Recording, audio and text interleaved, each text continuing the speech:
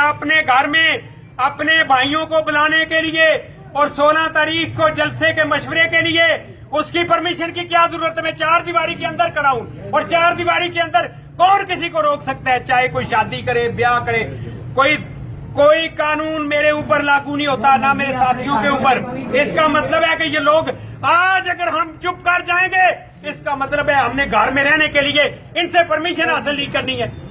मेरा ये सवाल है, ये बताएं किस कानून के तहत इन्होंने हमारा सारे का सारा जो प्रोग्राम था उसको सबूताज किया है और पुलिस वहां पे खड़ी हुई है? किस कानून के तहत खड़ी हुई है? आप डीपीओ साहब या द्वारा आपके नोटिस में लाए? मैंने डीपीओ साहब से कोशिश की है बात करने की और मेरे टेलीफोन पे उनकी बात नहीं हुई।